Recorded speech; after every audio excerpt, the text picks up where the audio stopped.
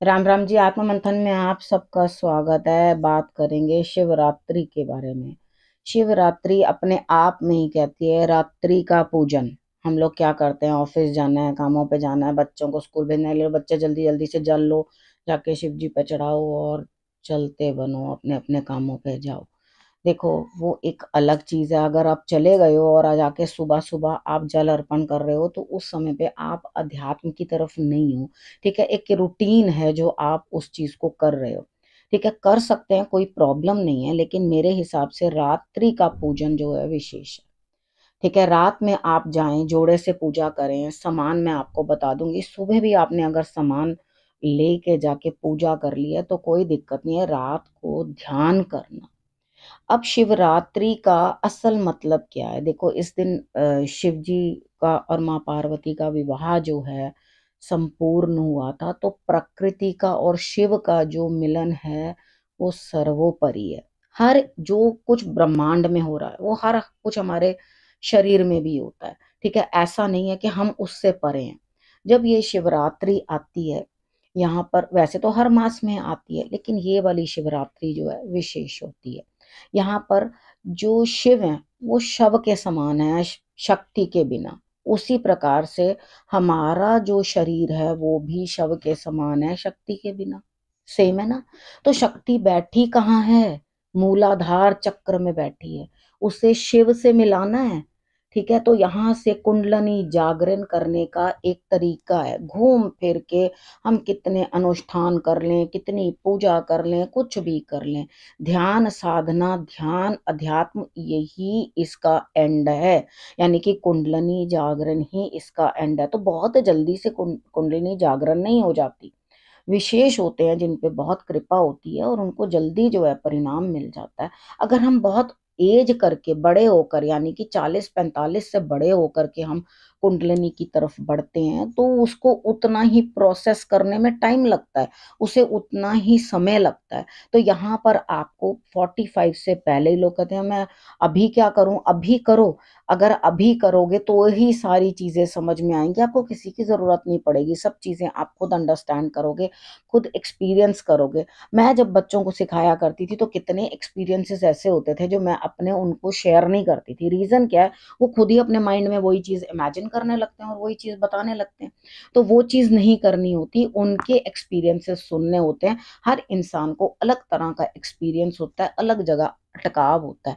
तो सारे चक्र जागृत करने का नवरात्रों का समय और ये समय होता है। जो भी साधक हैं उनको बैठ करके ये साधना करनी चाहिए। यानी कि शिव और शक्ति का मिलन कैसे करना है वो मैंने आपको समझा दिया। यही असली मर्म है शिवरात्रि का। अब पूजन कैसे करना है? ठीक है, किस तरह से? देखो, पति पत्नी परिवार सहित आप जाएं, क्योंकि हम जब जाते हैं तो उधर भी तो शिव का पूरा परिवार है ना। तो हमें भी अपने परिवार सहित ही जाना चाहिए। ठीक है, सबको लेकर के जाओ, जल अर्पण करो, थोड़ा सा दूध, और उसके बाद उसके अंदर आप पानी डाल सकते हो। ठीक है, कच्ची लस्सी बना करके उस जल को आप अर्पण कर सकते हो। वो आप अर्पण करें, उन्हें धतूरा, भांग, ये सब चीजें जो हैं आप चढ़ा सकते हैं। लेकिन मॉर्निंग में पहले, सबसे पहले अगर सुबह आप उठे हो तो आपने काले तिल से खुद पहले स्नान करना है। ठीक है, वो करने के बाद आपने पूजा करनी है, रात्रि में पूजन करना है। शिव की कथा कर सकते हो, शिव सहस्त्र नाम कर सकते हो, शिव स्तोत्र कर सकते हो। ठीक है, और नहीं कुछ आता तो शिव चालीसा करो, नहीं तो ओम नमः शिवाय।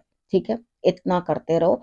वो आपके भाव को सब समझते हैं। वो क्रोधी भी बड़ी जल्दी होते हैं और प्रसन्न भी बड़ी जल्दी होते हैं। इसलिए भी उनको थोड़ा समझना डिफिकल्ट लगता है लोगों को, लेकिन वो ये सोचते हैं हाँ बहुत इजी है इनको मनाना। इजी तो है उनको मनाना, लेकिन फिर उनको जब क्रोध आ जाएगा तब क्या होगा?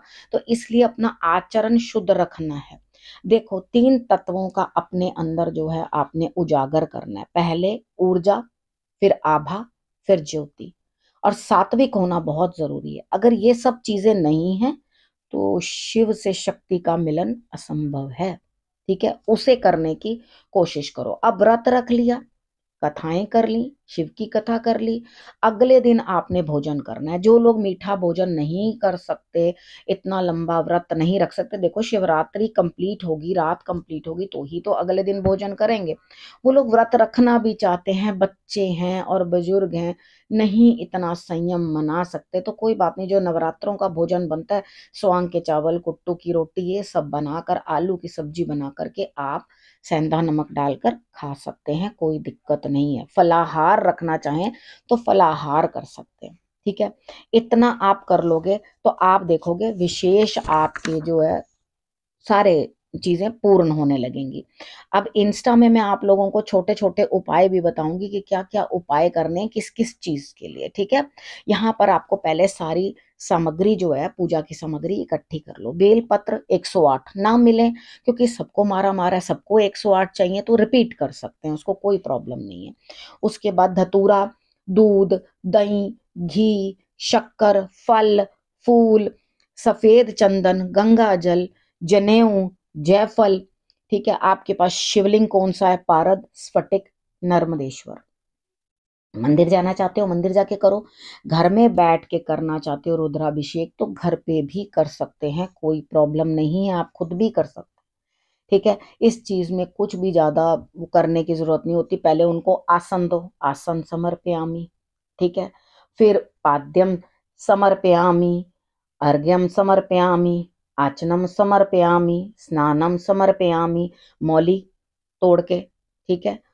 वस्त्रम समर्पयामि, यज्ञोपवीतम यानी कि जनेऊ जो रखा है समर्पयामि, अक्षत समर्पयामि, चावल, ठीक है।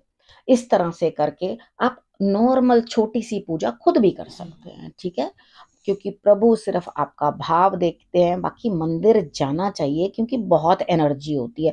लेकिन मैं ये नहीं कहती जहां इतने लोग इकट्ठे आते जा रहे हैं वहां बैठ के आप ध्यान साधना नहीं कर सकते, तो उसके लिए अपनी एक प्राइवेट प्लेस जहां पे आप आराम से शांति के साथ बैठ सके, वो आपकी छत हो, वो आपका पूजा रूम हो, या कहीं पर भी आप बैठ के सेपरेटली अलग से बैठ के, बेड यूज नहीं करें बैठने के लिए, आसन लगाएं, प्रभु को भी साथ में आसन दें और बैठ करके आप जो है साधना और ध्यान करें, अपने चक्र एक्टिवेट करें, ठीक है। आप सबको बहुत बहुत शुभकामनाएं शिवरात्रि की। आपको सारी चीजें मैंने जो जरूरी थी समझा दी। अब बाकी क्या क्या उपाय करने हैं वो आप इंस्टा में देखते रहना, किस किस चीज के लिए क्या करना है।